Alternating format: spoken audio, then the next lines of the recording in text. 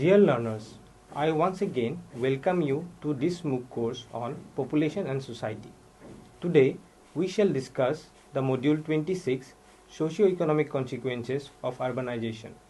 In the previous module, we have discussed about population growth and issues of urbanization. Now, let us begin the discussion. Learning objectives of this module are: after going through this module, you will learn about what constitutes an urban area, the notion of urbanism and urbanization, factors responsible for urbanization as a socio-cultural process, the process of urbanization in India and consequences of urbanization in India. Let us understand what is an urban area. There are two uses for this term, sociological and demographic. From a demographic perspective, the main points of interest are the population size and density, as well as the type of employment that most people are involved in. Sociologically speaking, the emphasis is on interconnection, heterogeneity, impersonality, and the caliber of existence. In terms of social relationships and values, Ton is distinguished between Gemeinschaft and Gesellschaft communities.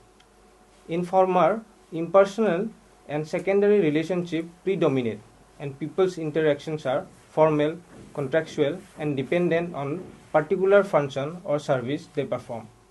In the latter, individuals interact in a formal, contractual manner. Other sociologists such as Max Weber and George Simmel have focused on dense living condition, rapidity of change, and impersonal interaction in urban settings. Now, let us discuss urbanism and the process of urbanization. Various academicians have described urbanism as patterns of social interaction and culture that arise from concentration of large population into relatively compact areas. It represents how society is structured in terms of a complicated labor division, advanced technology, high degrees of mobility, members' interdependence in carrying out economic tasks, and impersonal social interactions. Louis Wirth was a pioneer in the study of urbanism, and his was the first systematic attempt to differentiate between the concept of urbanism and urbanization. His social psychological theory on urbanism focuses on human behavior in metropolitan settings. He demonstrated that size, density, and heterogeneity, which are regarded as the primary characteristics of cities, are conducive to distinct behavioral patterns and moral values. He defined cities as a large, dense, and permanent settlement of socially heterogeneous individuals. In urbanism as a way of life, he described that urbanism can be empirically studied from three interconnected angles: as a physical structure with a population base, technology, and ecological order; as a system of social organization with a structure and a number of institutions; and as a constellation of personalities, attitudes, and ideas that lead to increased rates of personal disarray, suicide, crime, delinquency, and corruption. Urbanization, whereas though not necessarily is the outcome of industrialization, is a structural process of change that is often associated with industrialization. The concentration of small and large-scale commercial, financial, and administrative facilities in urban areas, as well as advancement in transportation and communication technology, cultural and recreational pursuits, all contribute to urbanization. Urbanization also denotes a social, psychological, and cultural process in which individuals pick up aspects of material and immaterial cultures of cities, such as ideas, organizational structures, and behavioral patterns. There is broad consensus that the cultural influences that cities have on non-urban population are likely more widespread than the reverse, despite the fact that the cultural influences flow both towards and away from cities. When urbanization is viewed in this context, the world has also become more westernized, according to Toynbee. When viewed through the lens of diffusion and acculturation, the concept of urbanization becomes more specific and significant. Urbanization can manifest as intra or inter-society dispersion, which means that urban culture can expand to different parts of the same community or cross culture or national barriers and spread to other cultures. Borrowing and lending are both involved here. Acculturation, on the other hand, is the process by which individuals acquire the material goods, behavioral patterns, social organization, bodies of knowledge, and meaning of societies whose culture differs in some ways from their own. In this light, urbanization becomes a complex process. Now, let us discuss the important factors responsible for urbanization. Some major factors which are responsible for urbanization are: number 1, industrialization. Historically, industrialization has resulted in urbanization by generating economic expansion and job possibilities that lure people to cities. Urbanization often begins when industries and factories with a significant worker demand are created. Other firms such as building manufacturers, retailers, and service providers then follow the factories and industries to supply the working class product demands. This in turn generates more job opportunities and housing demand, resulting in formation of an urban area. Number 2, rural to urban migration. Rural customs and cultures are mostly being displaced by urban culture. As towns and cities grow in size, working age population from rural areas migrate to cities in search of better opportunities. They abandon the elderly and the young. This is known as rural depopulation. Number 3, education. The majority of youth have greater access to higher education in urban locations. It ensures the availability of better teaching by encouraging knowledge and healthy competition. It provides upgraded and improved access to libraries with improved technologies for students. It generates ideas for current career trends and provides easier and better placement procedures for a large number of students, attracting people to switch to it. Urbanization in India. The degree of urbanization in India decreased during the first few years of British rule.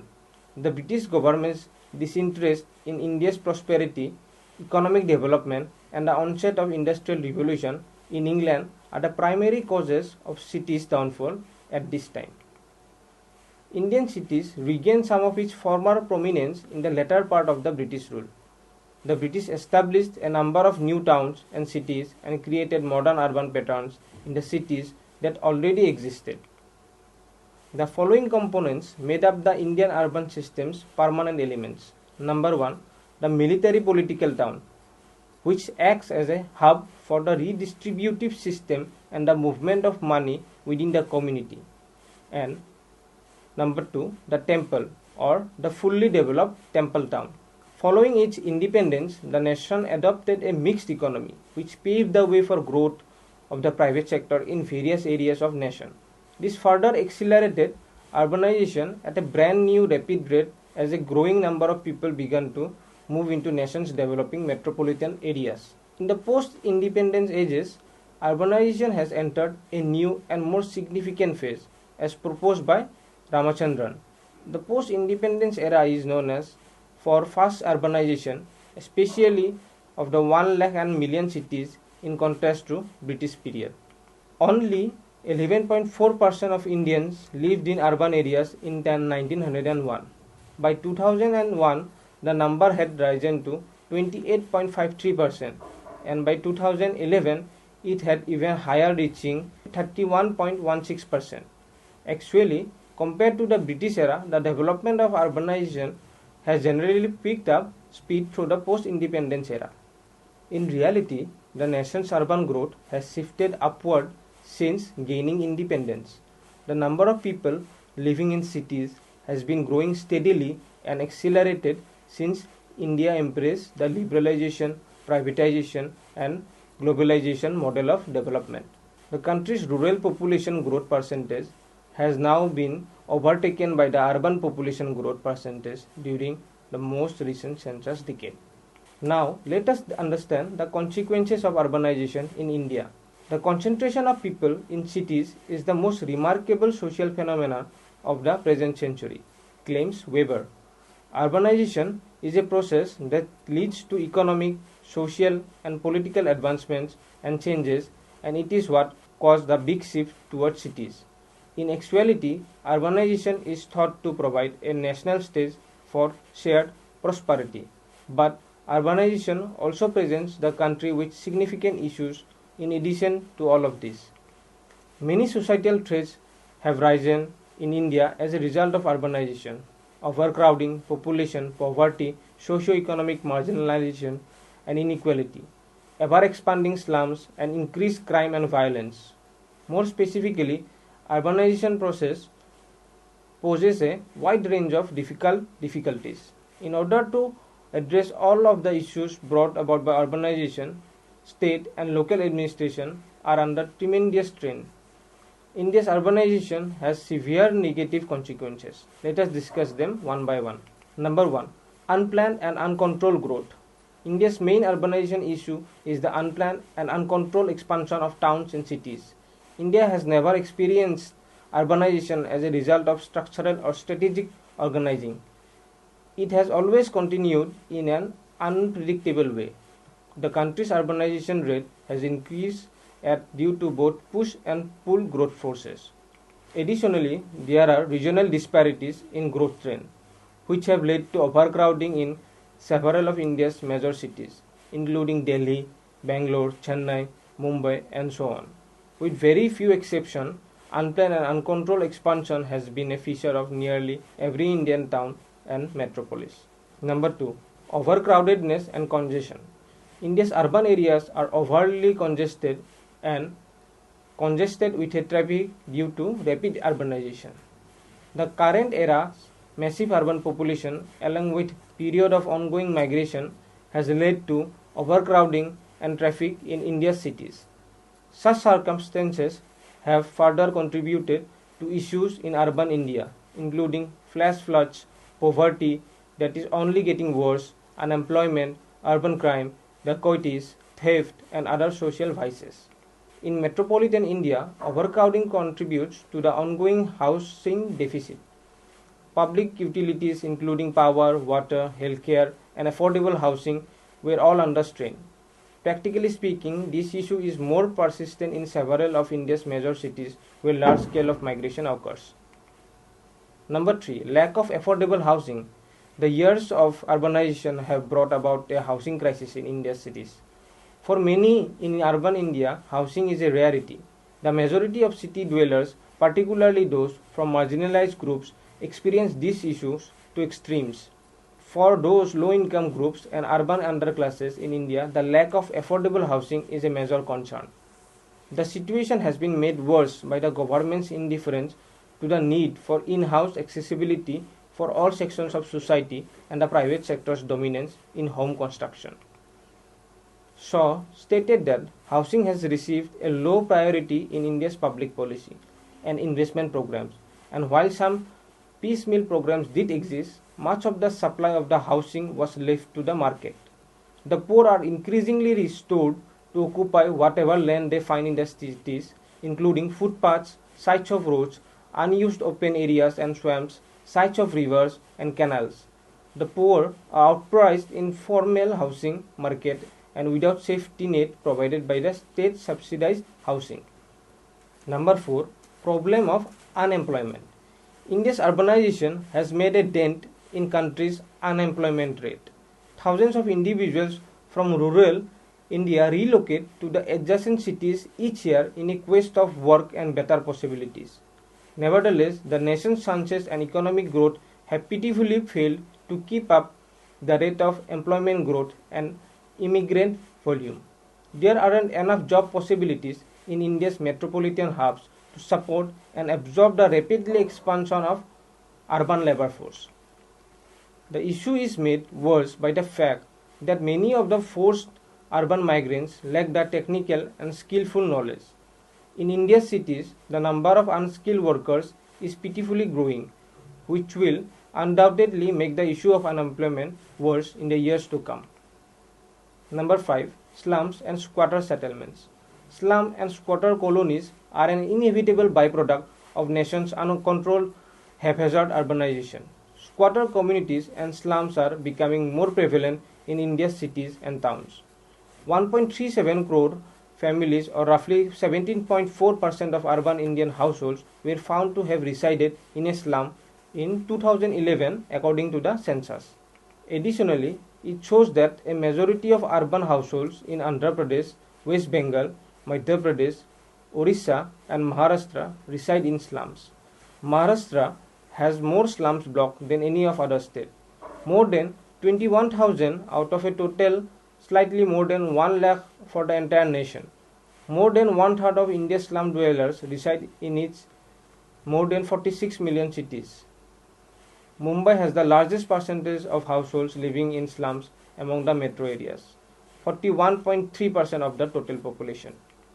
Thus, one of the biggest issues facing Indian cities has been the slums' steady spread.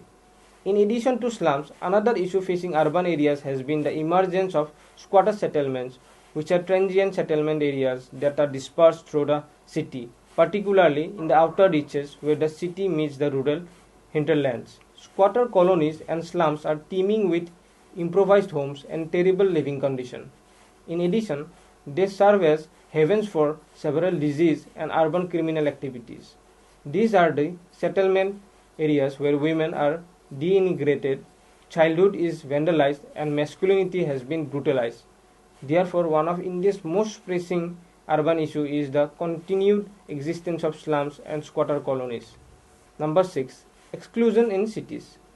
India's urbanization shapes the city's exclusionary practices.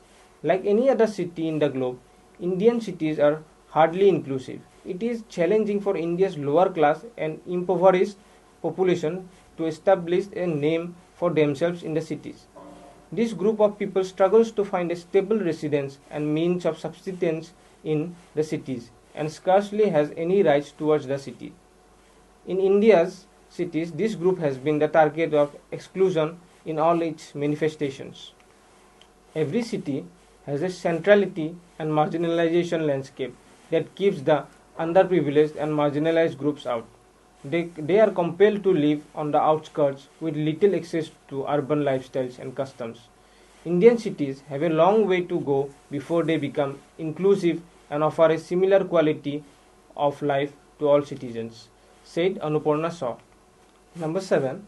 Crisis associated with land. Given that land is a limited resource in comparison to India's rapidly growing urban population, it is in short supply. Severe land-man imbalances exist in urban India as a result of acute shortage and skyrocketing prices of urban land. In addition, a large number of metropolitan areas are controlled by land mafias, large commercial organizations, and well-to-do segments of society. Nearly no one has access to cities' land, especially the impoverished. As a result, this creates a new pattern of inequality and exclusion in Indian cities. In addition, the extreme land shortage has resulted in an extremely high population density in metropolitan areas, which again encourages a wide range of other urban vices. Almost all Indian cities currently deal with the issue. Almost all the cities of India now face the problem of severe land crisis to support its ever-increasing population and their manifolded needs. Number 8. Problem of safe drinking water. A prevalent issue in India's large cities is a lack of water. Many cities are in chaos due to the growing imbalances between the supply and demand of water. Furthermore, the problem of drinking water in Indian cities has gotten worse due to the slow depletion of groundwater levels brought on by over-extraction that goes beyond replacement. Studies and publications on modern Indian cities have demonstrated not a single Indian city has a 24-hour water supply. There is currently a severe water problem in urban India as a result of irregular water delivery that has become the norm in Indian cities. Many tiny communities rely on wells and other sources to meet their daily demands for water because they do not have a regular supply. Number 9. Problem of drainage and sewage maintenance facilities. India's urban areas suffer from a poor and insufficient sewage management system. There isn't a single scientifically feasible wastewater maintenance system in any India metropolis. Another significant obstacle that contributes to this deplorable state of affairs in India is the lack of resources needed to create planned drainage system in many Indian towns. Only a small portion of India's urban population has access to privileged, well-planned sewerage facilities, as per a recent study. According to reports on urban issues, roughly half of the homes have access to drainage system, whereas two-thirds have an open drainage system and a third have a closed drainage system. There are sizable pools of stagnant water in the area due to the lack of drainage system, which can degenerate flash floods. Number 10. Power shortage. The demand for power in India has consistently outpaced the availability supply. India's cities use more electricity than its rural areas do. Severe power crises in Indian cities are frequently caused by dispute over power supply and distribution, excessive power use, and high industry power demand. 11. Environmental degradation. Along with China, Indian cities top the list of the most polluted urban areas in the world. According to the recent WHO data, up to 14 Indian cities are included in world's 30 most polluted cities, indicating that these cities have some of the highest quantities of particle pollution. According to yet another study, environmental issues, PM10 particles levels, which are primarily made up of dust, sand, and soot, are extremely high in Indian cities. This was reported by Bloomberg. 12. Social problems. Urban India is plagued by a number of issues, including prostitution, drug abuse, drunkenness, communalism, crime, violence against women, poverty, unemployment, child labor, illiteracy, and juvenile delinquency. The continuancy of inequality and exploitation in India's urban areas is a major contributing factor to many urban crimes, while the unlivable living conditions in towns and cities are a major contributing factors to many others.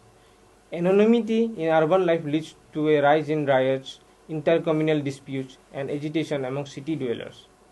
Thank you.